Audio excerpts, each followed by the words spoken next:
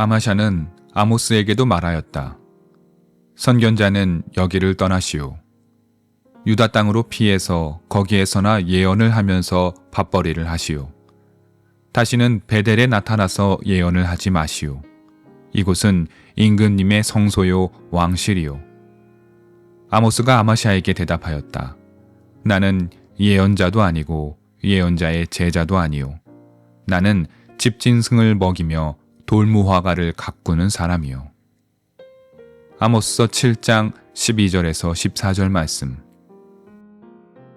오늘 우리가 함께 읽은 아모스서 7장은 예언자 아모스에게 내린 5가지 환상 가운데 3가지 환상이 나옵니다.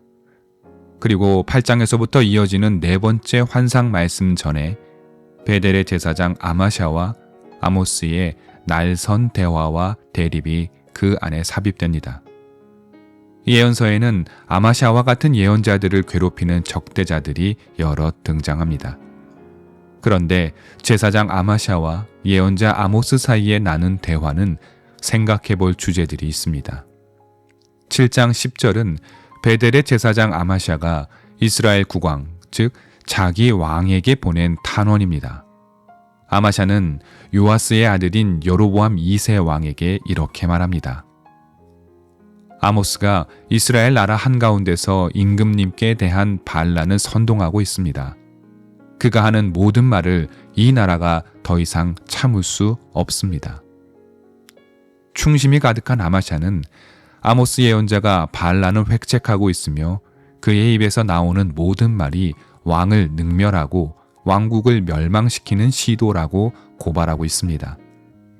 아마샤의 이 탄원은 그 직전에 언급된 아모스의 예언, 곧 하나님께서 이스라엘을 심판하신다는 말씀에 기반하는데 이 예언에는 왕의 이름, 곧 여로보암이 특정됩니다. 8절 하반절과 9절 말씀입니다. 주님께서 나에게 아모스야 내가 무엇을 보느냐 하고 물으시기에 내가 대답하기를 다림줄입니다 하니 주님께서 선언하신다. 내가 나의 백성 이스라엘의 한가운데 다림줄을 드리워 놓겠다. 내가 이스라엘을 다시는 용서하지 않겠다. 이삭의 산당들은 황폐해지고 이스라엘의 성소들은 파괴될 것이다. 내가 칼을 들고 일어나서 여로보암의 나라를 치겠다. 다림줄은 아모스서의 상징과 같은 장치입니다. 벽의 기울기를 측정하는 고전적인 장치인 다림줄인데 이 다림줄과 벽 사이에 공간이 생겼다면 그 벽은 이미 기울어진 벽입니다. 하여 이스라엘은 이미 기울어진 나라라는 뜻, 나라로서 제 기능을 하지 못하는 상황이라는 말씀입니다. 그리고 아모스의 예언은 왕의 이름 즉 여로보암을 특정하여 저격합니다. 따라서 왕의 충신을 작처한 제사장 아마샤는 이를 고발합니다. 그런데 그 고발의 내용이 좀 지나친 면이 있습니다.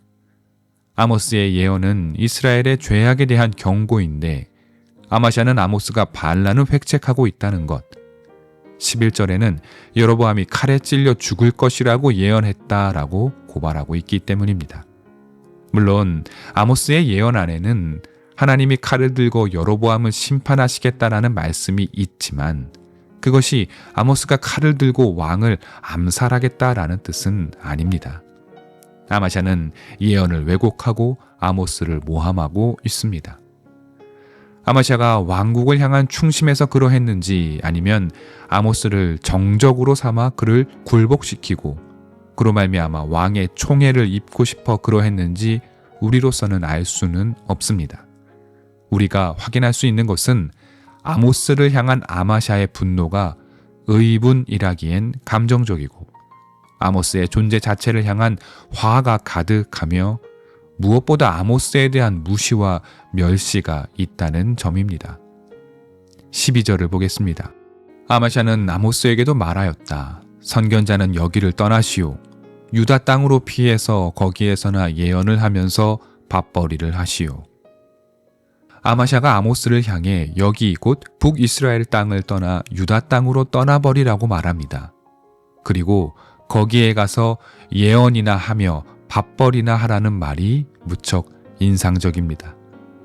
여기에 밥벌이로 번역된 히브리어 동사는 아칼이라는 뜻으로 먹다, 삼키다, 소멸하다, 소비하다라는 뜻이 있습니다. 직역하자면 유다 땅에서 밥이나 먹고 예언이나 하라는 뜻인데, 우리가 함께 보고 있는 이 세 번역이 선택한 밥벌이라는 단어가 매우 적확합니다.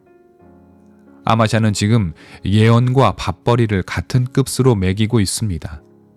다시 말해 아마샤는 아모스의 예언이 밥벌이와 다르지 않으며, 아모스 당신이 북이스라엘에서 하는 예언은 참된 예언이 아니라 너의 밥벌이 수단일 뿐이라고 폄훼하고 있음을 알 수 있습니다. 한 발 더 들어가서 생각해 보면 밥벌이나 하라는 아마샤의 말에는 그가 일상의 노동인 밥벌이에 대한 인식이 어떠한지도 알 수 있습니다. 큰 일을 해서 많은 돈을 벌든 작은 일에 종사하며 하루치 삭슬 벌든 우리는 모두 각자의 일을 하고 있고 그 일의 근원적 목적은 밥벌이입니다. 일당을 받던 주급을 받던 월급을 받던 우리는 여러 형태의 노동을 하고 그 대가로 돈을 받으며 그 돈으로 밥과 찬거리를 사야 합니다. 그래야 우리는 삶을 이어갈 수 있기 때문입니다. 하여 밥벌이가 어떤 숭고한 의미까지 갖지는 못할지라도 삶의 귀중한 부분임은 분명합니다. 그런데 가볍게 말하기를 즐기는 사람들은 밥벌이 하느라 고단한 삶을 사는 이들을 향해 밥벌이에만 신경 쓰지 말고 삶의 의미를 추구해 보라고 말한다던가, 쓸데없는 생각을 하지 말고 가서 밥이나 벌어먹고 살라는 밉고 무정한 말을 하기도 합니다. 아마샤와 같이 말입니다. 여기서 엉뚱한 소리 하지 말고 다른 곳에 가서 예언이나 하고 그것으로 밥이나 벌어먹고 살라는 그의 말이 참으로 냉정합니다. 그는 밥벌이는 물론 예언마저 무시하는 것과 다르지 않습니다. 무시와 멸시가 담긴 아마샤의 이 말에 대한 아모스 예언자의 대답이 참으로 근사합니다. 14절과 15절을 보겠습니다. 아모스가 아마샤에게 대답하였다. 나는 예언자도 아니고 예언자의 제자도 아니요. 나는 집짐승을 먹이며 돌무화과를 가꾸는 사람이요.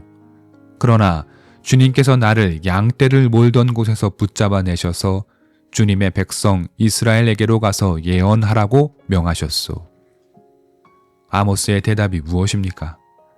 나는 당신 말대로 예언자도 아니고 예언자의 제자, 즉 예언자 학교를 졸업한 정식 말씀 사역자가 아니라 당신이 말한 그 밥벌이 하는 사람, 그러니까 집짐승을 먹이고 돌무화과나 가꾸는 밥벌이꾼이라고 답합니다. 그러나 하나님은 그런 밥벌이꾼을 부르셔서 예언하라고 지시하셨으니 나는 그저 하나님의 뜻을 전한다 라고 말하고 있습니다. 이 얼마나 멋진 반격입니까? 당신이 은근히 무시하는 그 밥벌이하는 사람이 하나님의 진심을 전하고 있다. 당신은 성전의 제사장씩이나 되면서 그것을 모르느냐 하는 말입니다. 하나님의 말씀이 밥벌이하는 평범한 농부에게 내리셨음은 우리에게 주는 메시지가 큽니다. 말씀은 어떤 경우에도 사람의 외모에 따라 내리지 않습니다. 하나님의 마음에 합한 자라면 그가 누구이고 무슨 일을 하든 관계없습니다. 하나님의 말씀은 말씀을 받을 만한 이에게 내리기 때문입니다. 하나님의 말씀이 로마의 궁전, 헤롯의 왕궁, 총독의 공관을 두루두루 돌다 광야의 예언자 세례 요한에게 내렸다라는 누가복음의 말씀을 우리는 기억하고 있습니다. 말씀은 사람에게 내리는 것이지 그 사람이 두르고 있는 것에 내리지 않음을 우리는 기억해야 합니다. 밥벌이 예언자라 무시하는 아모스는 과연 어떤 예언의 사람이었는지 잘 보여주는 대목이 7장의 두 환상 장면에서 드러납니다. 하나님께서 메뚜기 떼를 일으켜 이스라엘을 멸망시킨다라고 하셨을 때 예언자 아모스는 2절에서 이렇게 말했습니다. 주 하나님 용서하여 주십시오 라며 간청했습니다. 이스라엘이 미숙하여 죄를 지었다고 하나님께 백성들을 변호하고 있는 것입니다. 이어 두 번째 환상에서 하나님은 가뭄을 통해 백성들을 진멸하시겠다라고 하자 이번에는 아모스가 5절에서 이렇게 말합니다. 주 하나님 그쳐 주십시오. 이는 마치 하나님과 맞서는 듯한 모습입니다. 이유는 같습니다.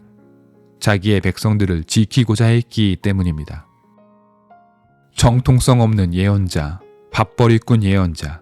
그러나 이 예언자 아모스는 하나님의 말씀을 바로 전하고 무엇보다 자기의 백성들을 지키기 위해 하나님께 탄원하고 때론 맞서기도 했던 자입니다. 자아가 비좁은 아마샤는 아모스의 외모만으로 그를 비하하고 그의 예언을 무시했지만 아모스는 아랑곳 없이 말씀을 전했습니다. 하나님의 마음을 돌리기 위해 사력을 다했습니다. 자기 처지를 비관하지 않고 오히려 당당하게 드러냈습니다. 아모스의 자아의 그릇이 아마샤의 그것보다 월등히 큼을 볼 수 있습니다. 아모스의 그릇을 닮읍시다. 우리는 모두 각자의 자리에서 밥벌이하는 사람입니다. 내 일과 삶이 평범하거나 남들보다 조금 못하다고 비교하며 주눅이 들 이유가 없습니다. 하나님 앞에 바르게 살면 하나님의 말씀은 나에게 당신의 사명을 맡길 테니 말입니다.